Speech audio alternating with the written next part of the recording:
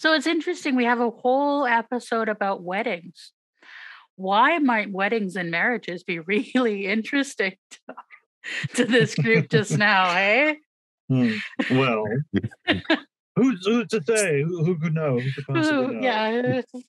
Sara, that was the most Canadian A I've ever heard in my life. Yeah, that was the most Canadian. Well, I brought another Canadian, so I had to. So, Josh, do you have any thoughts on the whole theme of weddings? It's near and dear to my heart for sure. Because I'll be getting married, but to somebody that I actually love. Yeah, not to save myself from brain dissection. Yes, yeah. That sounds like probably a good way to segue straight into conversation. Yes. Good foundation for a lasting relationship is not brain dissection. Yes.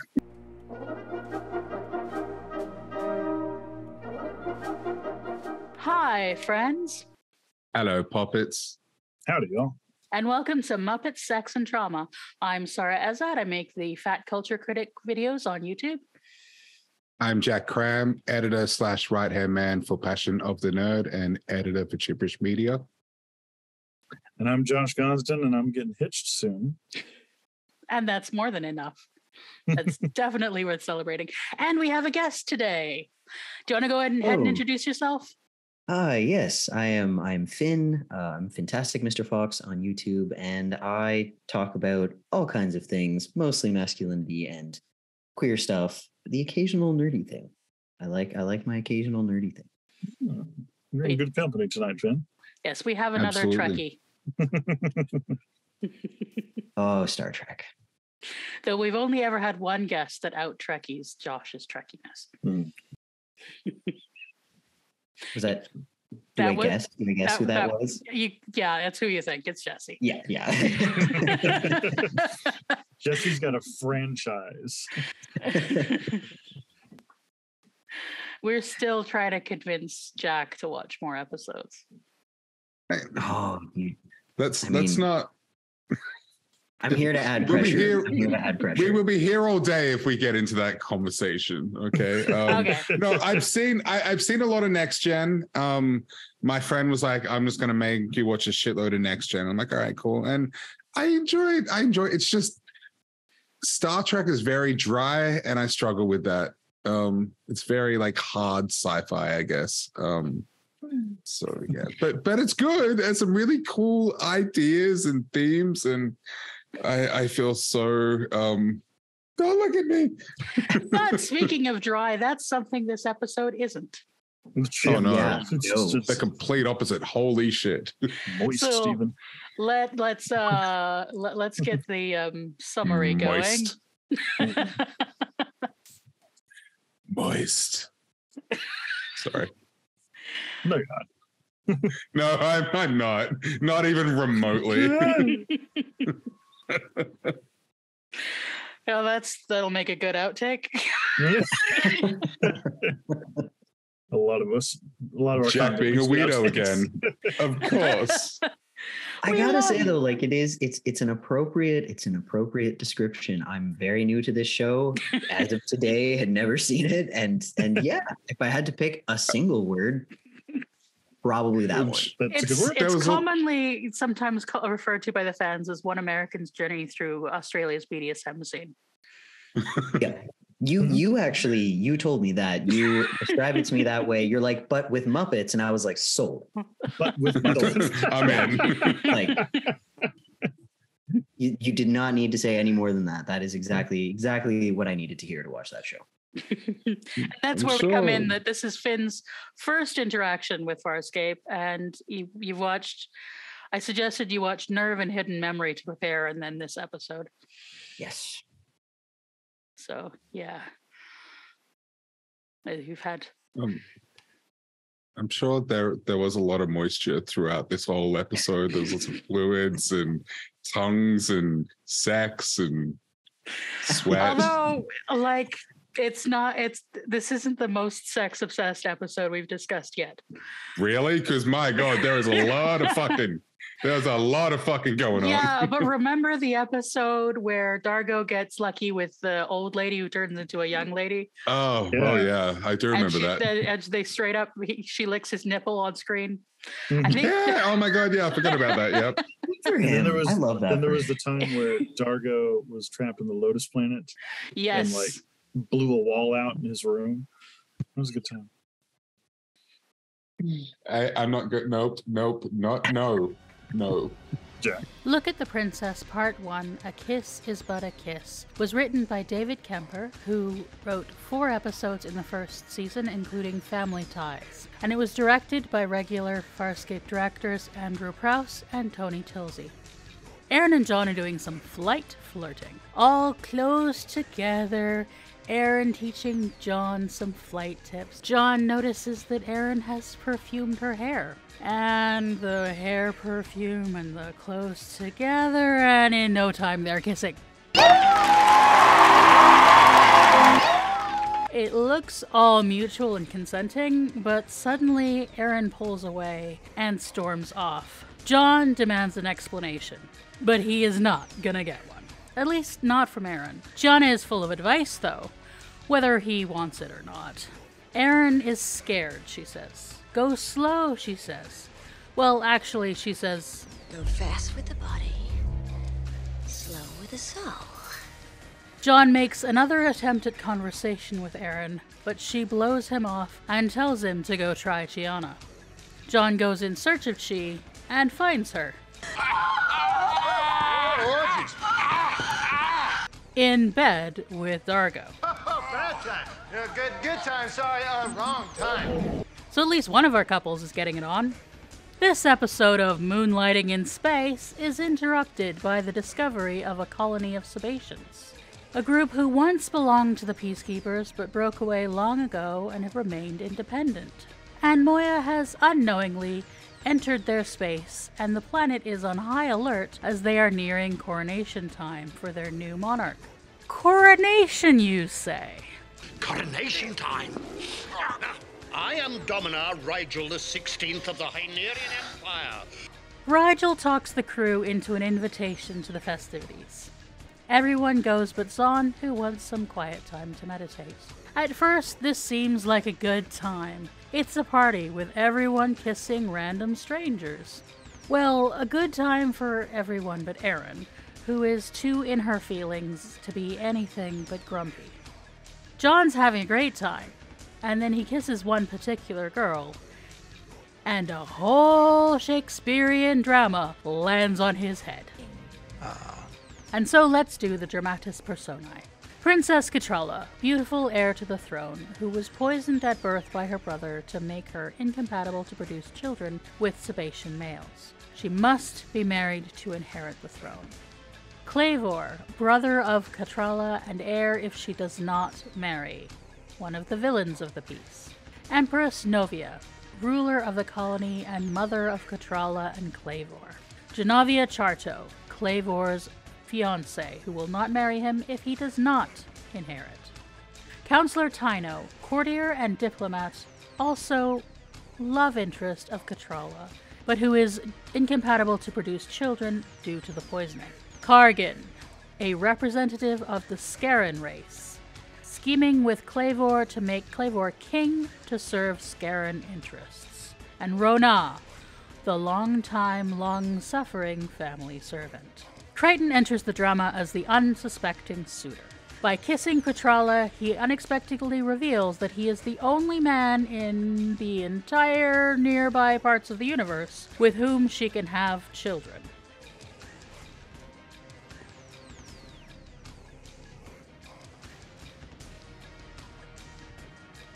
You would just have to be on this side of my life to understand how frowning insane that. John is immediately swept up into the drama, and swept up in reality as the Empress has him locked up for his protection. Would he marry the princess? Give up his search for home and settle down to be Mr. Queen? Raise some kids. Look, you can even see what the kids would look like. It's tempting, but no. And then enter Scorpius. At this point, Zahn, Pilot, and Moya exit stage left, hoping to distract Scorpy, but failing. And so the crew are stuck on the planet, and John is face to face with the man who tortured him, the insane military commander who is pursuing him. And the Empress spies her leverage. My daughter or that abomination. Choose. Well, break out the shoes and rice, because John is getting hitched. Oh, but there's one small thing, just a little bit of fine print, hardly worth mentioning. But right after the wedding, the happy couple gets turned into statues for 80 years. 80 cycles, that is roughly 80 years to you and me, and over 500 years to Darth. John is almost, but not quite, speechless. He confides to Dargo that this would be the end of all his hopes of going home, of seeing his dad, of everything. The alternative is having your brain dissected by Scorpius. And so John accepts his fate and goes to prepare for life as a royal consort. Or he would, except that's when he's stopped by would-be assassins, and that's where we leave him for now. And we get a really frustrating cliffhanger. Yeah. They'd hoped to make it a 3-part or 2-part, but there was too much story, so they ended up making it a 3-parter. Oh, okay. And yeah, at least most of the first part of the story, sort of, there's a definitive chapter end on the decision to get married. That's not surprising to hear, because this episode is so dense. Like, it's not dense as in hard to follow or anything, but there's just so much going on. It's silly, it's dramatic, it's fun. There's lots of kissing, there's lots of sex. There's just, I don't know, there's just so much going on. Yeah. The cliffhanger to me is only frustrating because I never find cliffhangers that seem to be threatening the death of a main character to be terribly convincing. I prefer cliffhangers where a new mystery has been introduced or a new reveal has been made, and the cliffhanger is, what do we do now? Not, will he survive getting vaporized? Right, because we know John's not gonna die. It's just yeah. But otherwise, the character sheet, as you were reading it off, I was like, oh shit, there is a lot going on here, isn't there? Yeah. It's like an A plot, a B plot, a C plot, I think an E plot. There was a whole lot going on, and I'm still trying to like remember, who's who and get everyone's name and everything. And there was like, so when I was jumping in with like these episodes, I was really quite blown away. We did kind of drop you in it. It's just the better way to do it. Outside of the cliffhangers, how did everybody like the episode? I really liked it. Yeah, as I said, it was fun, it was silly, it was dramatic, really over the top in some parts, and I was really taken aback by some things that I just didn't expect to see, like Chiana and Dargo just going for it. We see Chiana's bare back. I wasn't expecting that. We see a quick shot of Dargo rocking out on the dance floor. It was great. I really liked this one. It was fun. I liked it a lot too. And Anthony Simcoe was just in top form this episode. Yeah. Like the way he pops his head up there towards the end. He's like, please, John, tell us about it. had me on the floor. It was great. But I love the exploration of the Sebaceans. So this is a colony of Sebaceans when we've so far been introduced to nothing but this like monolithic fascistic vision of the peacekeepers. But now these are just people, which is great. I love a good palace intrigue. And I'm really intrigued by Zahn and Pilot and Moya flying out and finding one of Moya's builders. Like that's I'm looking forward to learning about that. It was definitely very, very horny. Right at the jump. Straight up. Yes, unquestionably. And I appreciate a lot of the subtext there, particularly exploring this particular colony and everything. That yes, they are independent from the peacekeepers, independent from this fascist regime. Mm-hmm. And when you are independent from a fascist regime, you get I think you get horny. Like you get a lot of hedonism. You have that kind of vibe. In a lot of ways, it had some really, really queer vibes, despite the aggressive heterosexuality of going around and kissing people to find out if you are like compatible to breed specifically. Mm-hmm. That is aggressive, isn't it? Yeah. Yeah, if ever there was a planet that needed in vitro. Yeah. Well, that to me, that is still like residue of the peacekeepers, because that smacks of the like selective breeding that Aeryn has talked about previously. You know, it's only worth getting involved with somebody if I can create children. That's very peacekeeper fascist. Yeah. And the peacekeepers, what we have sort of been unveiled to us at this point is that the peacekeepers don't do families or relationships. Their relationships are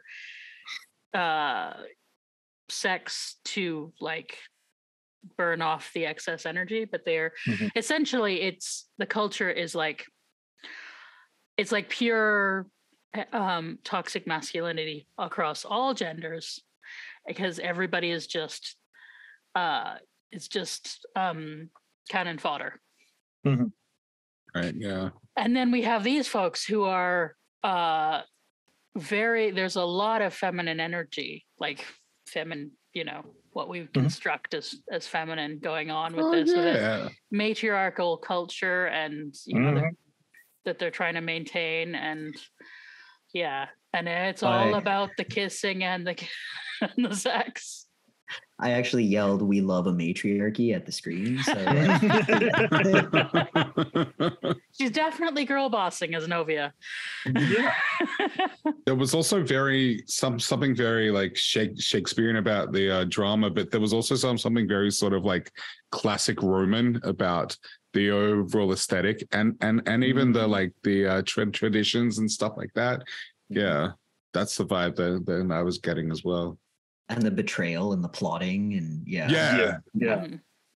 Even like the dialogue was so dramatic and over the top, like during all the court scenes and the scheming and all that stuff. Very, very dramatic and Shakespearean. And I was thinking of like Julius Caesar and stuff like that.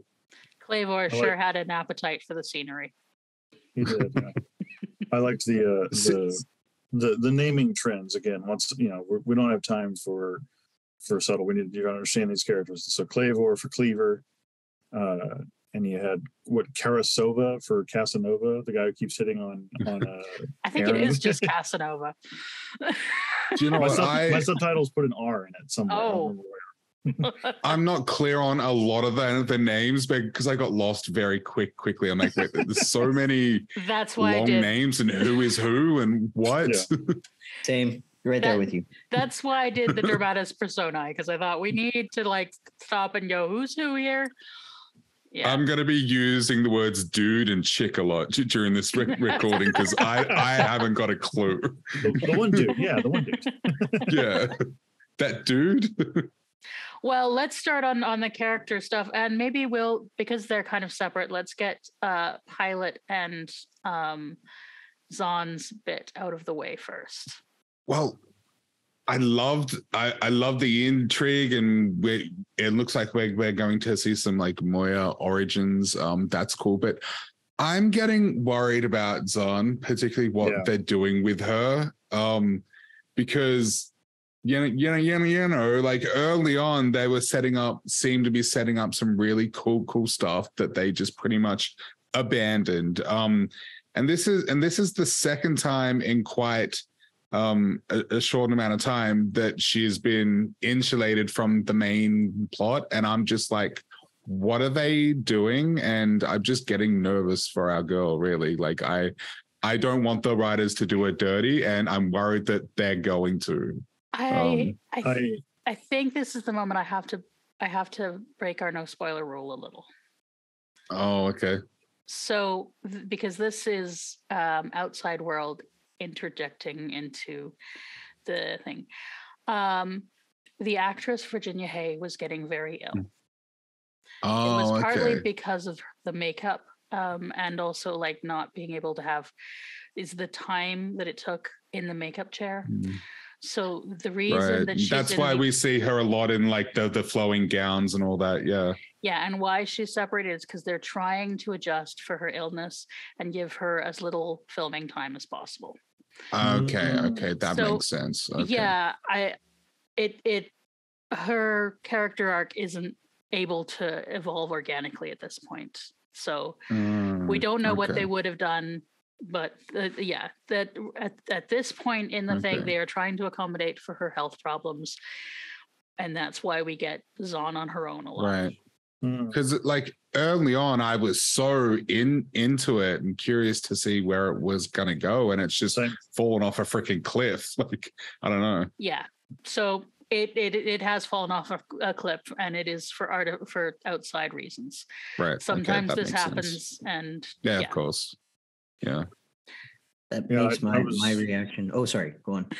I was just going to say, Jack, I was thinking about what you mentioned the entire time I was watching this episode, because she was captured by the methed out big birds in a couple episodes previously. Yeah. And you specifically said, like, you know, they're keeping her separate a lot. And then when she was like, "No, pilot, you know I value my solitude," and I was like, Yeah. So, that's understandable. It makes sense. Sorry, what were you gonna say, Finn? Oh, I was just gonna say like that puts a different spin on my reaction, because I immediately, because again, you know, jumping in pretty fresh. As soon as Pilot was like, "Oh, why didn't you go down to the royal planet with everyone?" She was like, "Oh, I needed this time alone." I was like, yeah, I get it. Immediately, I was like, "Oh, I understand her." Yeah, like you and me both, yeah. But I think they're trying to find reasons that fit in character. So I think, Well, I was just about to say that.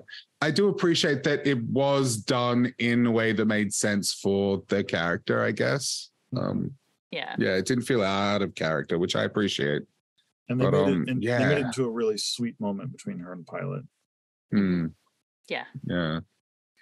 The singing in bit is lovely, and it was lovely, but I was also like, what is happening? Like, what? Like, I don't know. Don't you ever just sit down by yourself and scream? Oh, absolutely. Since 2020, especially. The vibe I got is, you know when you're at a party and everyone's like, it's getting really, really rowdy in one room, and you go and you find like the other autistic person, and you both go outside on the porch to smoke a joint. That was the vibe that I was like, yeah, I'm here for this friendship. This is great. Finn, you're talking my talk. Yeah. It was sweet and everything, but I found myself wondering exactly what it was. Was it some sort of Dolby thank you? Like, I couldn't switch off the logical, analytical side of my brain and go, "Oh, that's cute." I just couldn't do that. At this point, we know our Platt girl has umpteen flowers that appear out of nowhere. That's just... Yes. That's true. She can degrow her fair hand. She can get off to light. You know, she just has... Sometimes. Yes, photogasms is a thing, Finn. It is. Like literally. What an adventure. Yeah, you need to go back because it's, well... Yeah, like, it's coming into the light. Yes. Yeah. No. That was the most Josh joke ever. This is the dirtiest I could make my dad jokes. Without them not being dad jokes anymore. Right, yeah. So that. Anyone else have anything else on Zahn? I'm also about Zahn, but I was going to say about Pilot. I'm appreciating just a continued evolution, really ever since the poor guy got his arm chopped off, of being more assertive. And when Zahn is being hurt, as has been lately established, she can be a little snarky, a little passive aggressive, and when she's about to storm out of his den, he's like, "Pa uzota," and like this was a mutual decision. That was good. I like that. Yes. Pilot getting a little more standing up for himself. So now the Waltz of Chiago has finally reached a climax, or probably a number of climaxes. More than one. You know what? I wasn't into it at first, as you guys know, but now I'm into it. I like it now. I don't know. It was just crazy. Like, and then there's that scene where they're having sex and John's there and he's like, yeah, they're going to turn me into a statue, bro. And I'm just like, what? Like, I love that scene, by the way. The talk that they eventually have is beautiful. Oh, yes. But what the fuck? Like, I've never just walked into my friends having sex and be like, so yeah, I'm having a really hard time. I mean, not as hard as you at the moment, but you've never had people time. want to turn you into a statue. I guess that's something. Yeah, no, that, like, oh man, after they scampered off together at the end of the body swap episode, I was hoping that meant that we were going to get more of that, and my hopes have been fulfilled. I am happy. I am delighted, even, and also the blocking and the acting every time, and the way in that scene, when John comes in to talk about his problems, Chiana just vanishes into a wisp of smoke. Like it cuts to a wide shot at one point, and she's just not there. Yeah, And I was imagining, I was trying to imagine like her, she's got to finish her eye roll. Chiana would have stayed if that was the case. She's got no shame. Also, at the start of the scene, John is getting an eye full of boobs too, because he's in front of her, and I'm just like, okay, I understand you guys are close, but like, come on, like. Hey, it's Chiana. She's pretty open. Oh yeah, I guess, yeah. Although he did not get permission. No. Well, he did. He did get the invitation from under the blanket when Dargo. Please, John, stay and tell us about it. I do love though that we're finally getting an actual established couple. Like they are together now. I'm glad that we've got something like that, because I've complained a lot about how they just keep dancing around it, and then like they're gonna get together and then they don't, and then everybody just wants to fuck everybody else. It's I don't know. There's only so much will they, won't they you can handle before it's just like exactly. Like, stop teasing me. This is baiting. Yeah, you've got to. You can do more will they, won't they, but you got to change what the question is. Yeah. So what do you? But did you notice that there's an interesting scene where they try the kiss on each other and it doesn't work. Yeah. Mm-hmm. Yeah. Oh yeah, I got that. I had the same reaction that they did. It was like, who cares? Like, it doesn't matter. Like, like the vast majority of sexual acts are not to make a baby. Mm-hmm. Let's just put it that way. So it does not matter. Sex doesn't have to be about procreation. It can be about experience and pleasure, and it can be about connection, love, and yeah. And I think that's what Chiana is affirming in that scene. I get really big, and I say this with the utmost affection, big disaster vibes from Chiana. Like, right there with you. So when it's like, oh yeah, we're not compatible. I don't know what I appreciated about that scene was Dargo seemed to be the one who was like wounded by it. He was like, oh, like this, my feelings are kind of hurt. This like big tough, like warrior guy. And she kind of comforts him by driving that point home that like, okay, so you can't procreate. That's probably a good thing, really. Right? What would their child look like? I don't know, man. Like a pale Luxon? Smaller tentacles. Really big Nakmak Feegle. Yes. But although there are more than one word definition of incompatible. So this is a story. Yeah. We shall see. Or maybe it is just, everything, it doesn't matter because, it doesn't matter if they're not, gonna have grandkids. They're together now. I can't remember the setup, but the line where Dargo goes, I'm with Gianna now, John. Like that I laughed so hard. After the first I don't remember what the setup is. Yeah. When he has Dargo to be his best man. Yeah, that's it. Yeah, that's it. I was thinking of there is something in my life that I'm enjoying. Don't take this away from me. I love that one.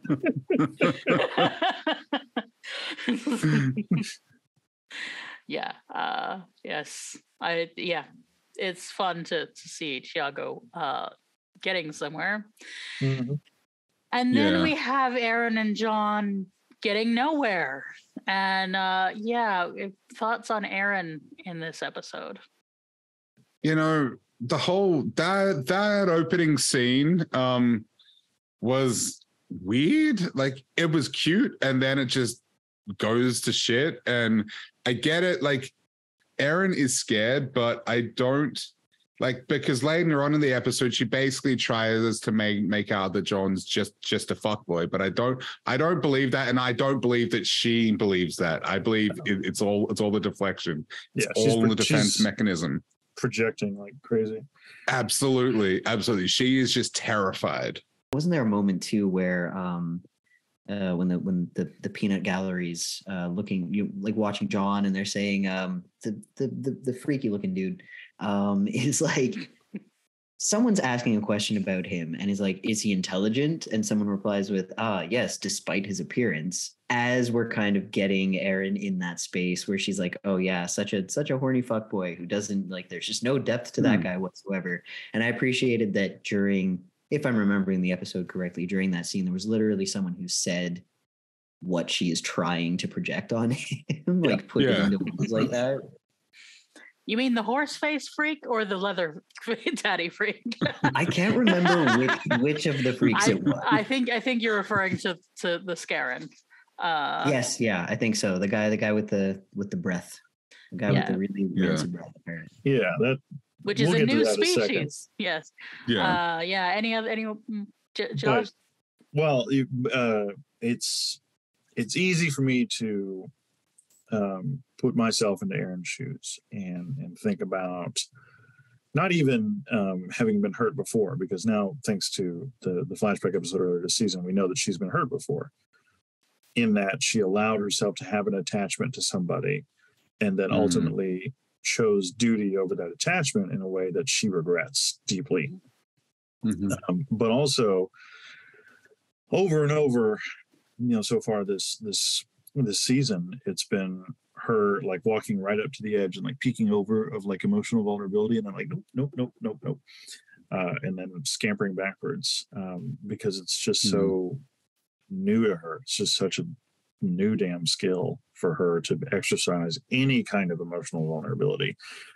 Admitting that she perfumed her hair so that John might like it. It was paining her to be able to say that. And in a way that's really adorable and endearing, but also that my heart just breaks for her. And so her touching and then jumping out of the water, so to speak, real quick is empathetic and understandable for sure. And she even tried to pass that off. She tried to when he noticed, she tried to put it on Zan. She was just like, oh yeah, I'll let her know. I'll let her know that you like her oils. There was immediately she put up meat shield in front of her. Yeah, absolutely. I also I was a little taken aback by the fact that he sort of pins her against a wall quite aggressively, but then I was like, nah, she could kick his ass. It's all good. She could kick his ass badly, so whatever. But that was later oh, John, settle down, fella. It's okay. They already felt each other up in the body swap episode while they were in each other's bodies. Right. So we got that going for us. And they have already had sex, but I think it's that doesn't really excuse the bodily checking someone. But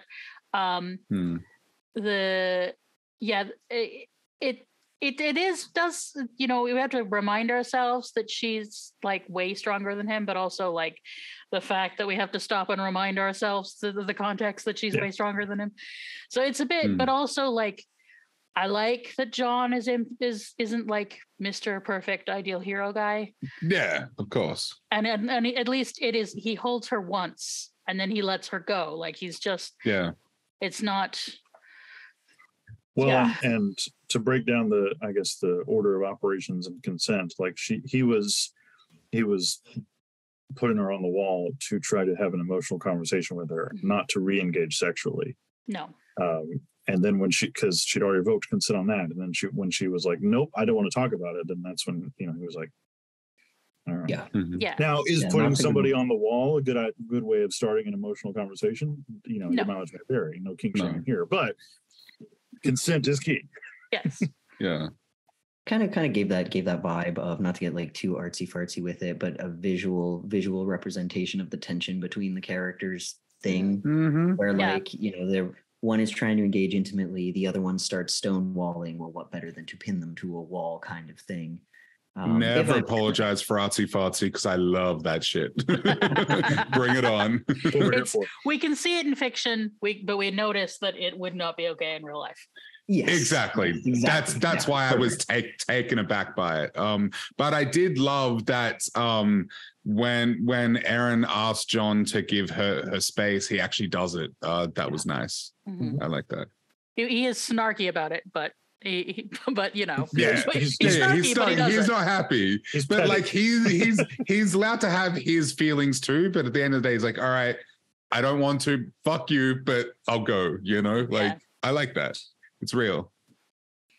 I feel like there were a lot of kind of good boundary assertions in this episode. Like I saw for a show that was made like late 90s, early 2000s, I was like, oh, people are communicating their boundaries really well. This is actually, like, surprisingly nice. And you get that in a lot throughout the series, really. I mean, there's also some stuff that is aged pretty poorly, but it's pretty good for the most part.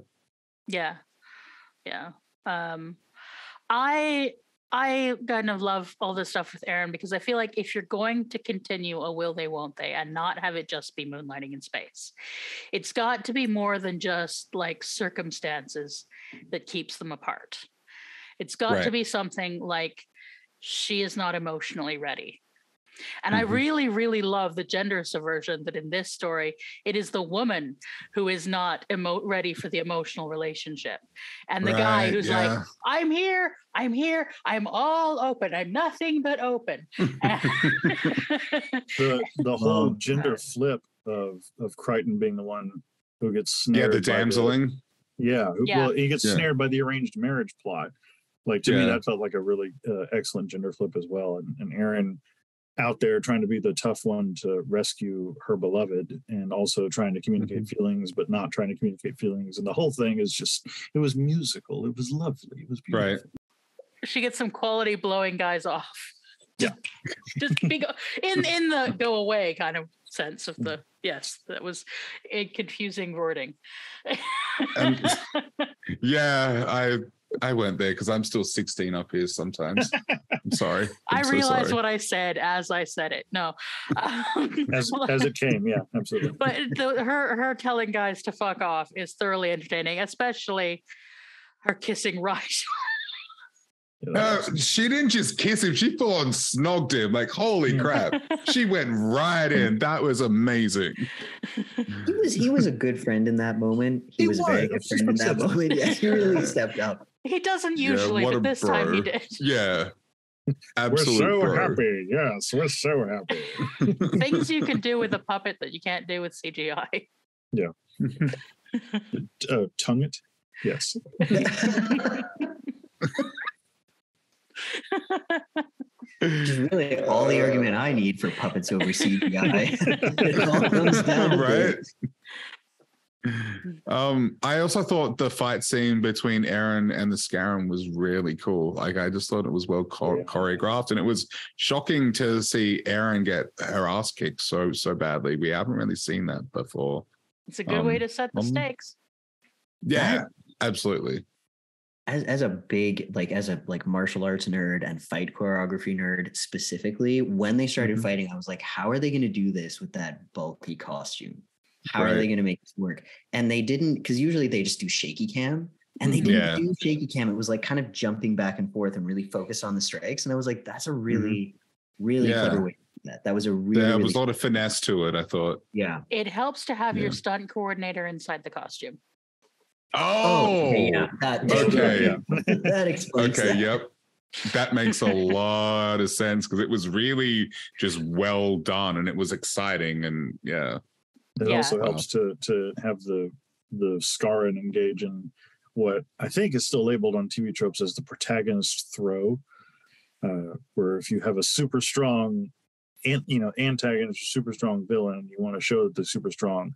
Don't have them punch them in the face and have their fist come out the back of their skull. Just have them toss them across the room. And so they, because they avoided that close combat and they kept it very monster fight kind of. Yeah. So what did everyone think of the Scarin? This is an introduction to a new species.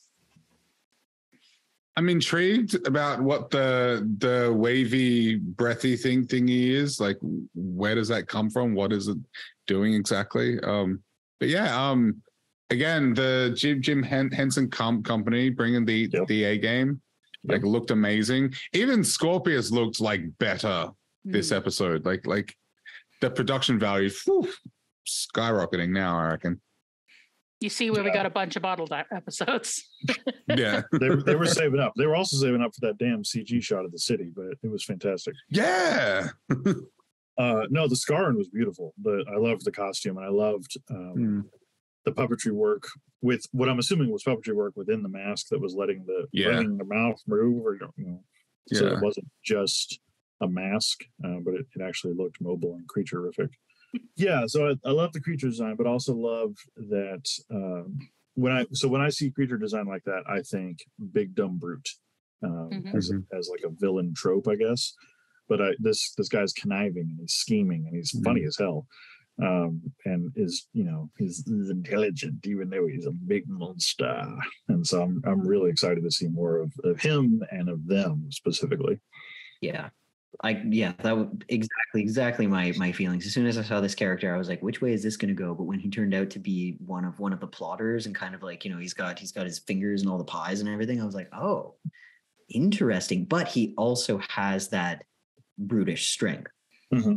So you have a character. When you have a character like that, you have a really jacked villain.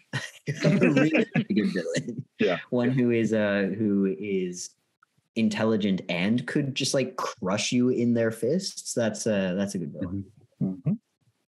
Another thing in terms of just the design, normally with those big sort of latex heads, if you see them move too much, you see it wobble. That's one of the criticisms from Alien versus Predator. You see the xenomorph head wiggle as it walks. But yeah, I didn't see anything like that. It was just a really well-made costume.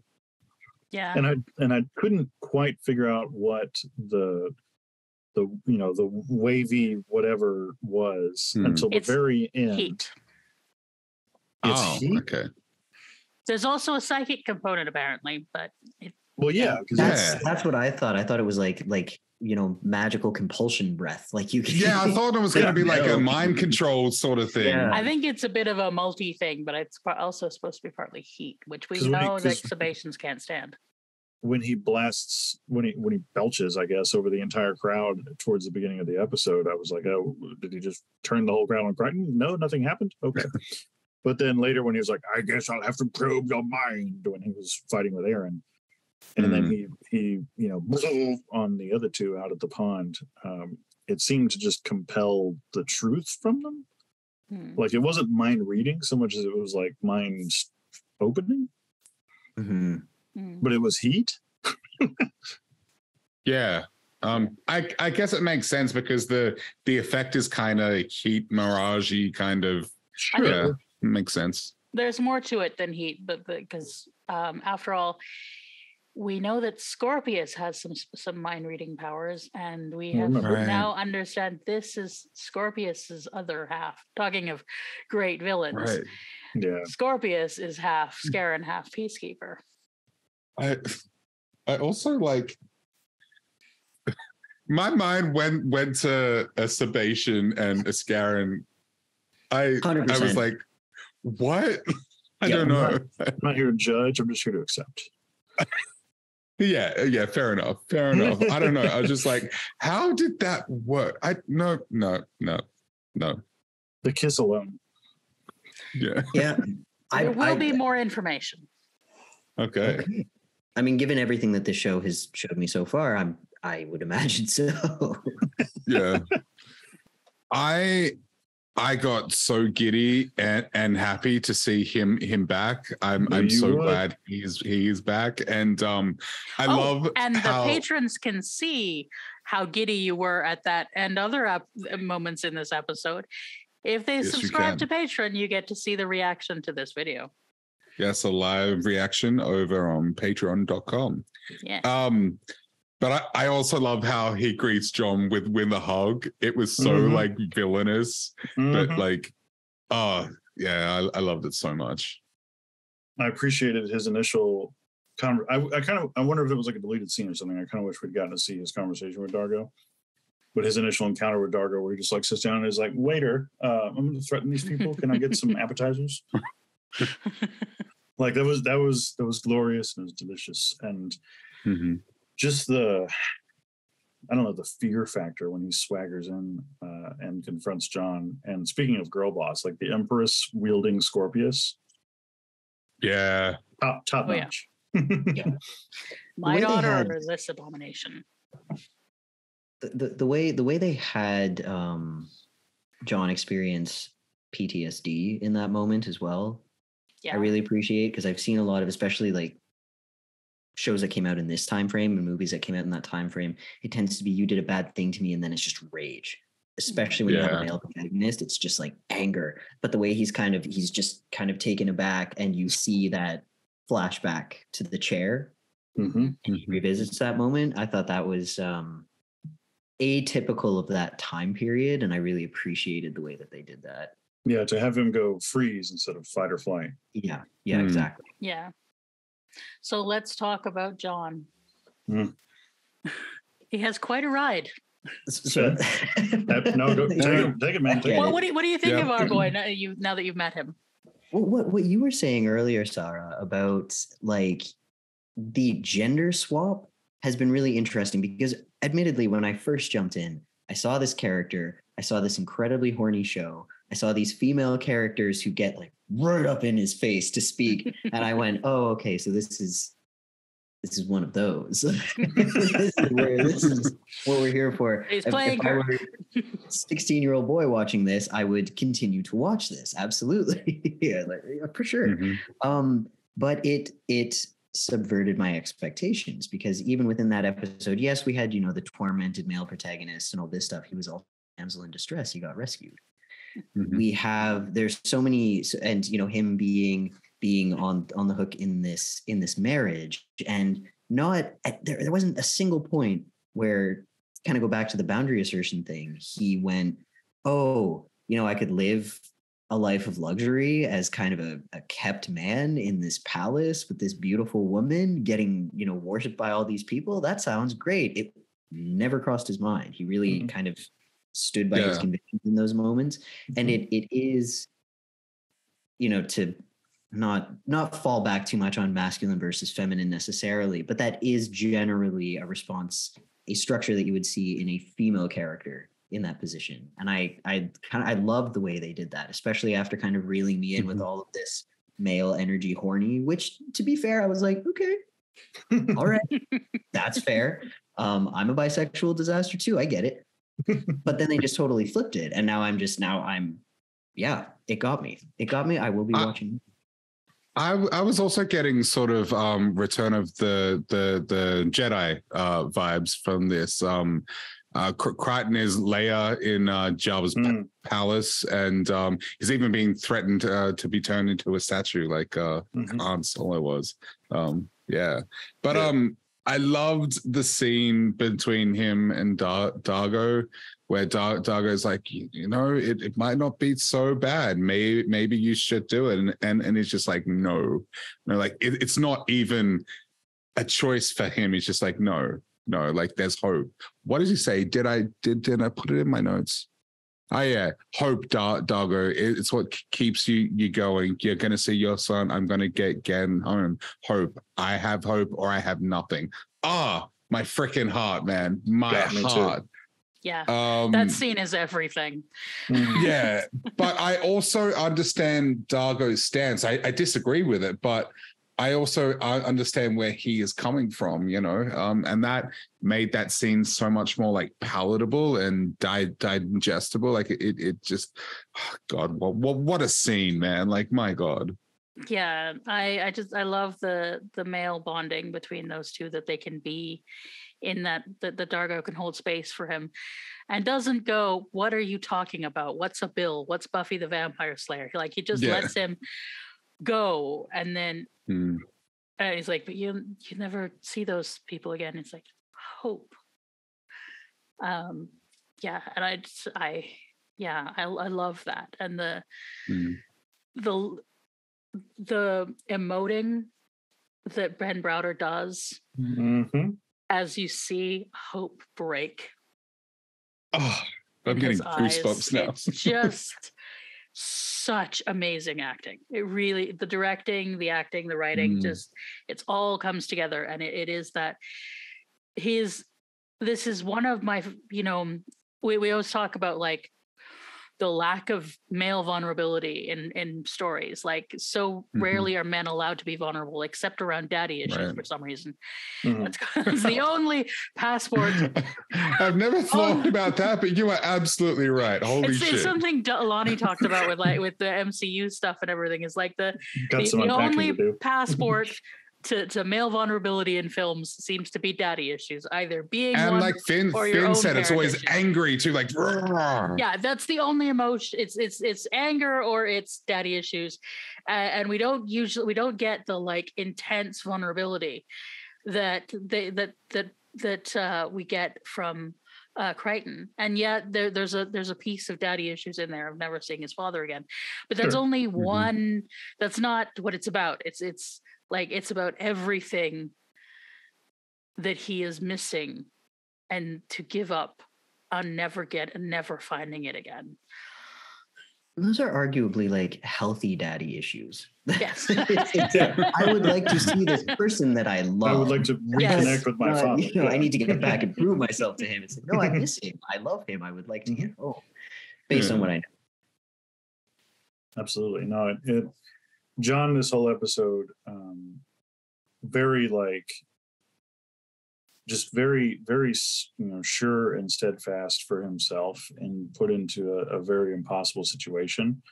So I was watching this episode, and my fiance was watching on the couch with me and getting sucked in despite herself. And she turned to me at one point and she goes, "What would you do?"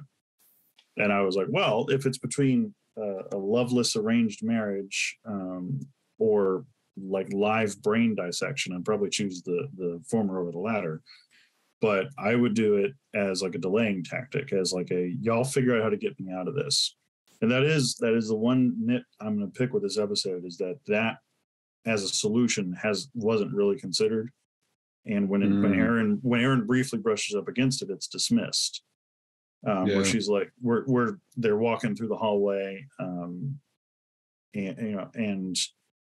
I think it's after his big catharsis with Dargo, they're walking through the hallway, and he's like, rock, hard place, me. And she goes, run, hide, fight. And she's like, have you thought about literally anything else? It's not just these two choices. That was dismissed, and that wasn't really considered as like, I'll go along with this until we can figure out how to get out of this. Was it ever suggested or planned is a small nit that was bugging me throughout the episode. But I also think Erin's like desperation and frustration, like she loves that dude. She absolutely does. Unquestionably. Yeah. She oiled her hair for him. Yeah. She scented it for him.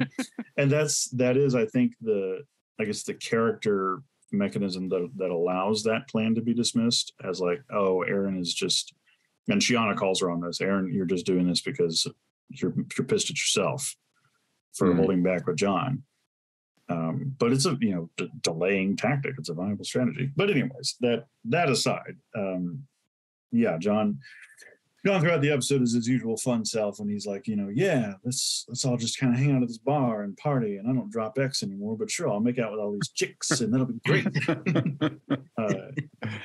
And then gets himself into the situation, and then he doesn't propose to the princess until she consents to his proposal. And I loved that little detail where he says, what do you want? And she says, to be empress. And then he says, okay, then will you consent to marry me? Like, even after he's been drilled into a corner, and it is between arranged marriage or live brain dissection, John still cares about people's autonomy because he knows what it feels like to have it taken away from him. Yeah. It was interesting coming to this because I just finished Voyager. So I'm still in like Voyager headspace. And so for me, with Janeway being like Prime Directive, I don't know her. Literally. It's just the way it's the situation where it's like, oh, these people will be taken over by violent fascists if you don't do this. And I'm in Voyager headspace. I'm like, yep, he's gonna do it then. And then he's like, oh, no, this isn't this. No, I'm not going to do that. I was like, what? I was really taken aback. And then I was like, oh, right. We're not in Voyager anymore. Wow. That was surprising. Nope. This is not Star Trek. No Prime Directive here. Yeah. Although a lot of the writers come from Star Trek, which is where you get setups like this. A lot of the good writers, from Star Trek came over here to Farscape, which is nice. So far, I haven't run into any bad Star Trek writers on the show yet. Yeah, they're playing in spaces Star Trek doesn't let you play. We don't like. I don't care what your planet's politics are. I'm not sacrificing myself. Oh wait, live brain surgery or this? Yeah, well, yeah. Well, and it's Finn. I appreciate you ripping the Star Trek Band-Aid because usually that's what I do. Because it's my sci-fi, I guess, education is Star Trek, and so I've worked hard to not treat Farscape like it should be compared against Star Trek, but I also see the places where the writers are making conscious, what seem to be conscious subversions of common Trekkie tropes. And one of them would be the whole, Prime Directive, as a factor in this kind of an episode, where in this episode, it really is just about the freedom to choose and not to throw around too, I guess, contemporary or fiery of a phrase, but it's bodily autonomy at stake in this episode through and through. And the princess has already had hers violated by having her DNA altered so that she can't conceive. It's horrifying. And John prioritizing his own autonomy over the potential collapse of another civilization is a huge stance on that, I feel. Mm-hmm. And just it was nice to watch. Gives a different spin to the wall pin moment too. A little bit. The fact that the episode kind of opens with that moment. And I'm kind of wanting to rewatch it with that framing in mind. Mm-hmm. So any I think we're already moving into sort of themes. One thing I just wanted to say that I loved all of the conflict between Chiana and Aeryn, because Chiana's whole function this episode was basically to call Aeryn on her shit, on her bullshit. And she sort of acted as Aaron's sort of Jiminy Cricket, her conscience. And I thought that was just neat. I really liked it. Yeah. I'm generally not a fan of girls sniping at each other stories. That's a bit overdone, but in this case, it makes sense because Chiana is the brat, and she is the sort to just be like, poke, poke, poke, poke, poke, poke. And also she's doing the I'm in a happy new relationship. So now I know everything about relationships. I think it also fits because Aeryn is also very, very stubborn. So yeah. I wish we had more like good girl relationships in this. I feel like where that's missing is like genuine female bonding, but most of the writers are males, so it's kind of this episode passes whatever the inverse of the Bechdel test would be by letting two men cry at each other about not daddy issues. But I had a different take on that. Sorry, I didn't necessarily see Chiana as being bratty, or I didn't see her as being sniping. I saw Aeryn as being sniping for sure, but in a very, like you said, like a very understandable defense mechanism kind of a way. Like, oh, this is Chiana is just being Chiana, and Chiana just kind of jumps into bed with men, so why should I listen to her? Kind of a deal. But Chiana's like, no, be vulnerable with your feelings. That's why I get to climb this tentacled tree behind me. No blame here. This tentacled tree. I thought about you, buddy. When she licked his tentacles, I thought about you. I didn't know. I felt so many things. So many things. Same. But through it all, I would. I would. Like, he's a catch for sure. She did the right thing. Mm-hmm. Yeah. Yeah, I have my colors are nailed to the wall as he's my tentacled himbo zaddy. He even grabbed when Scorpius came up behind him and he like hissed. He grabbed the vase the same way that he holds his sword gun. Yeah. I noticed that too. It was a little comical, and I don't think it was supposed to be a little comical. But I love we get lots of gentle giant Dargo in this episode. Yeah. Whenever Dargo is being, gentle, Anthony Simcoe does this like softness with his eyes that I love. Yes. It's so good. Yeah. When you can act through all of that. Right. It's amazing. So much respect for that. Yeah, we're gonna see some more good Dargo coming soon. Oh, good. And I take back all of the shade I threw at him early on. I'm so sorry, Dargo. I'm so sorry. Yeah. So we were talking about themes and stuff. And we've talked about the whole like gender reversal type things. Anybody got anything else? I already got on my bodily autonomy soapbox. Mm-hmm. I don't know if it fits in theme or anything, but I liked the idea of the machine that showed them what a potential baby could look like. I just thought that was really neat. That was cool. Yeah. Aeryn, I really like that. Aeryn in that scene. Claudia Black's acting. Aeryn in that scene. Ooh. Yeah. I guess, hey, buddy. like, not to be too on the nose with themes, but love and how complicated and messy it is, and how marriage is not necessarily love. Yeah. Oh, I like that. Yeah. They really push that. They push that really hard, and how it's interesting because you have this moment with these two characters, so Chiana and Dargo, who are like developing their relationship, where they find out in accordance with this magical DNA kissing potion thing, they are not compatible. Versus John finds out that he is compatible with the princess, but he doesn't want it. There's no interest. There's no love there. And then we find out from her later that, yes, she is in fact in love with someone else.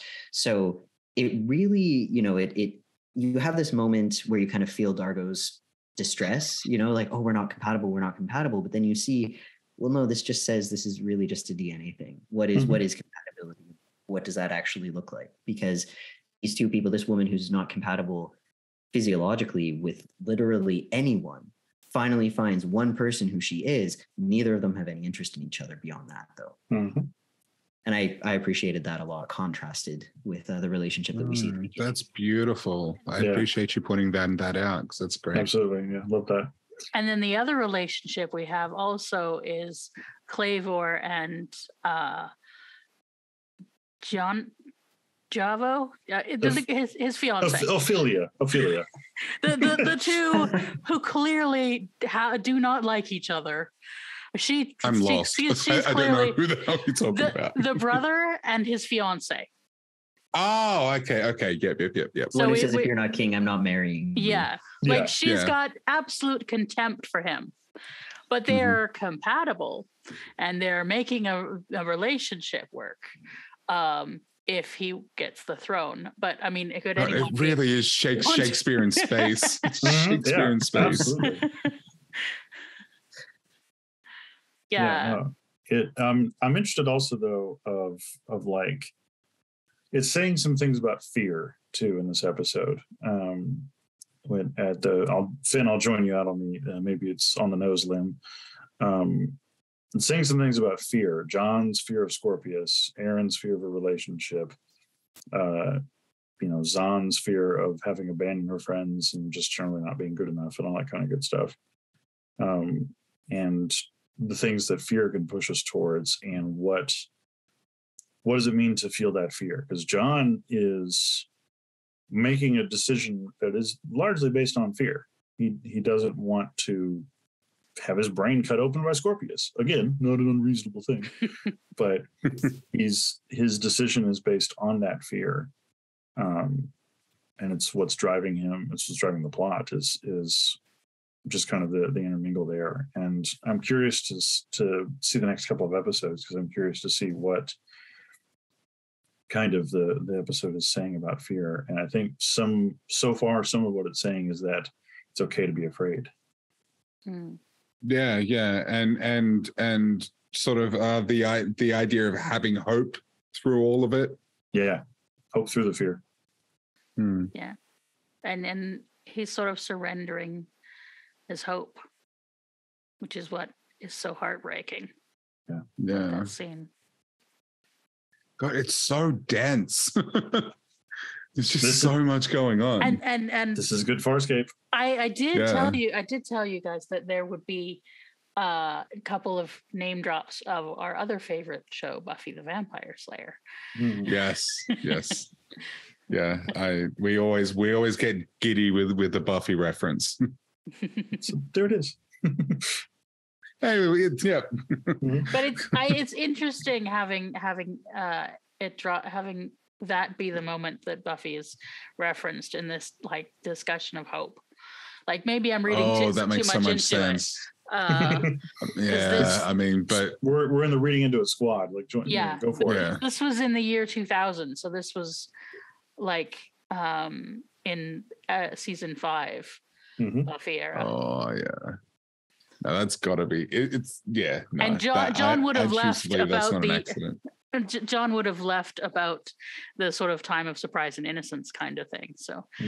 Oh wow, he missed that. No, that poor man. Get him home. See the reruns. Yeah, so somewhere in season 2, he is about when he would have been the last he would have. Oh no, he left in 1999. The show shuts in 1999, so he would have seen to the end of season 3. So like I think like Buffy being such a story about hope and heroism and all that stuff. It's interesting. I love that this is the moment that it pops up. A reference, and I think the writers were a fan. The writers were fans of each other because we see bits of. I don't know if the Buffy fans were watching Farscape, but there's some interesting parallels and kind of those are things we can. The sort of era of television of like what can we do with storytelling?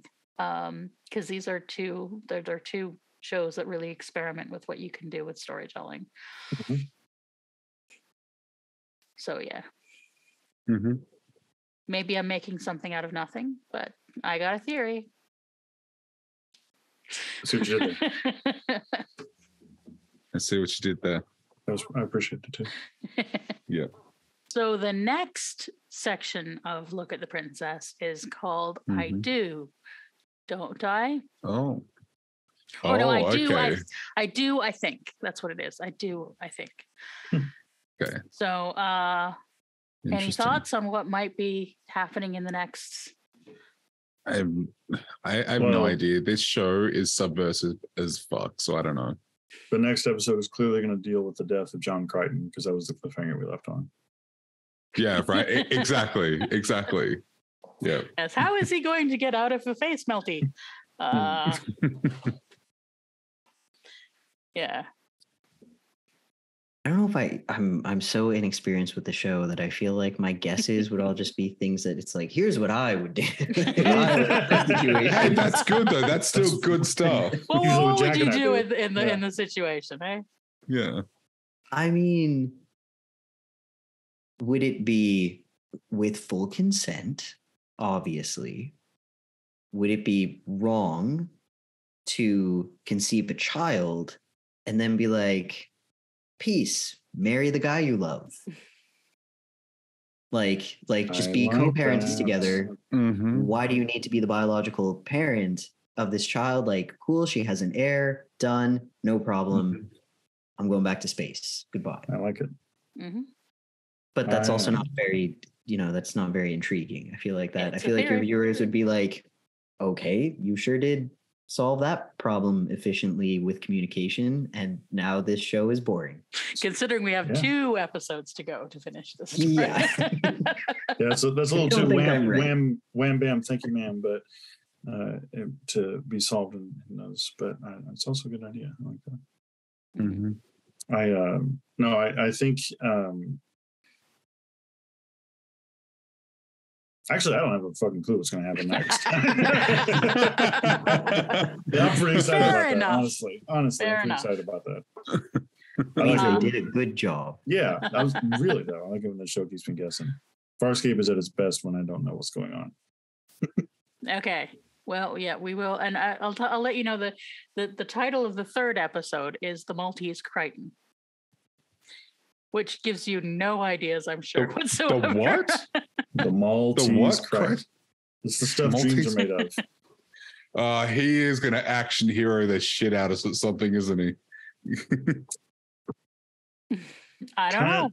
Well, I do know, but I'm not saying. No, you definitely know. Clearly know, yeah. Well, that title kind of makes me think we're going to see Statue Crichton. Oh, yeah. Okay. So that's your prediction. That's my prediction. We're going to see Statue Crichton in the 3rd episode. Okay. So I think we've come to favorite parts. No one's going to be so. Oh yeah, Finn. Yeah. Go on. Go ahead. I kind of had like favorite part and like asterisk favorite part. My favorite part was actually when he asked the princess for her opinion and her consent. I loved that. I loved that it was that, as you already said, Josh, that it was this like backed into a corner moment where it's, life or death. Like she has to do it, blah, blah, blah. So does he. And he still took that moment to make sure that it was what she wanted as well, that he wasn't just using her to escape brain dissection. So I loved that. I thought that was really great. I especially love that from the like handsome space rogue archetype. Really. My other favorite part was when that dude at the party approached Aeryn and she was just like, nope, try him. And the guy turned around and he was like ready to. He was into it. He was like, I don't think we create, but like maybe, I don't know this guy, like maybe we can. And he was ready to. And John was like, no, nope, sexuality gets in the way of this one. But the other guy, no questions. He was going for it. He was into it. Yeah, that was great. Jack? Yeah. I mean, no surprise here, but I have hope or I have nothing. That scene between John and Dargo, it might be one of my favorite scenes in the entire show. I loved it so much. Josh? So all good stuff. I thought y'all had some great ideas. But I've got to go with, please, John, stick around and tell us. I haven't laughed that hard in a long time. That was fantastic. It's the particular blocking of where he pops up too. That is just, it's like nothing left to the imagination. And in favorite aspect of the show is of this series, my favorite aspect of this episode was definitely Anthony Simcoe and his comic timing. Like, he was just on fire. Yeah. As Dargo this episode. I just wish we got more dancing. That would have been so cool. There will be future Dargo dancing in the show. Yes. Thank goodness. It's not really a spoiler to be like, there will be more dancing. Okay. Cool. Sara. Well, the hope moment, and the particular when it breaks in his eyes, is just so special to me. But I am going to choose, if I do this, you got to be my best man. I'm with Chiana, John, because it's no homo, but without no homo. Yeah, because he doesn't freak out. He's like, oh, I'm already with someone, but thanks. Yeah, there's no, like, it's weird, but it's weird for like a totally human reason, or forgiven value of human. Yeah, sir, I'm taken. Thank you. Yeah. Yes. Yeah, and I also have a very soft spot for this is giving me pleasure. Don't take it away from me. Don't, Sir John. Nothing else is going right in my life. Yeah. That scene where he walks in on them. I don't know who else watches with closed captions and who else saw the, like, in square brackets, orgasmic screaming. Yep. Yeah. That was awesome. That was a good time. Another favorite moment, but for very different reasons. Yeah. It's in our name, Muppet Sex and Trauma. It is, yes. And we did get, in this episode, we got a Muppet, which got kissed. We got a new Muppet. We got plenty of sex, and we definitely got trauma. Just a soup song. Okay, so I think that's everything for us. We will be back in 2 weeks to look at episode 2 of Look at the Princess. And so, Finn, would you like to tell the folks where they can find you?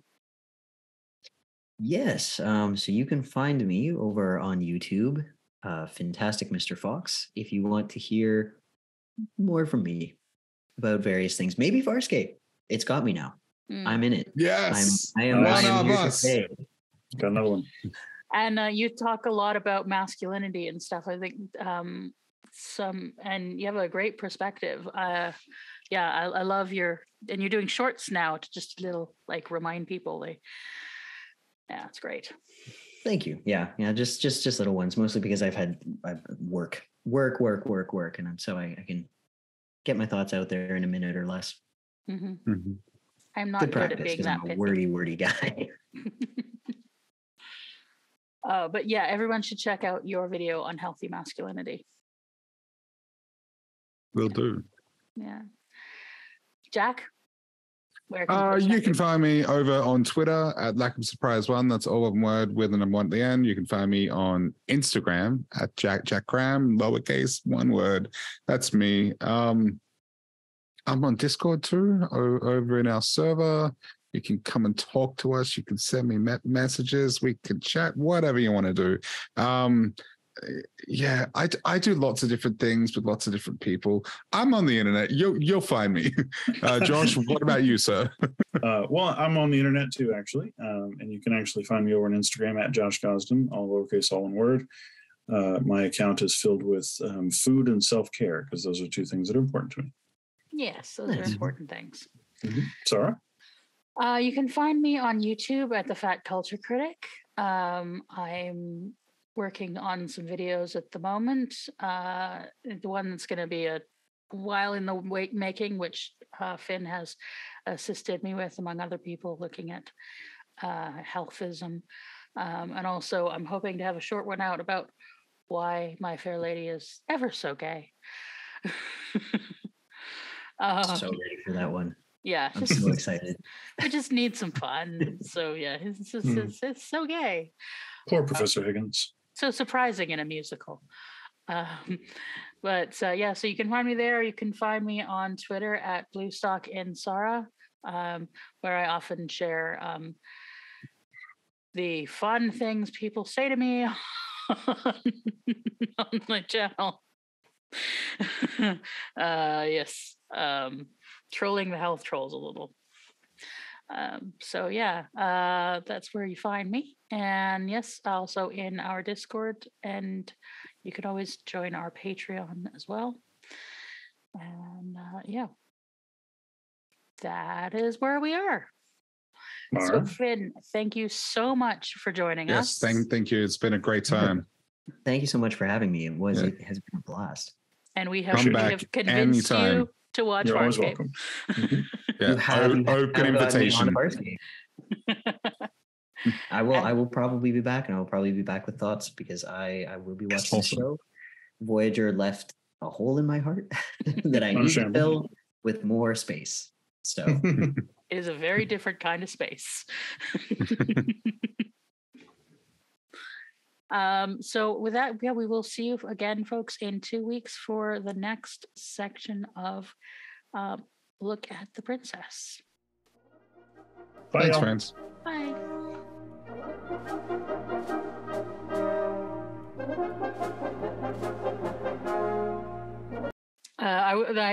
I was just thinking about one other thing that, like, it's a really this planet.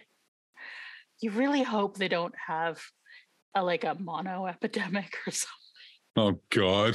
right? Like this is not good hygiene, folks.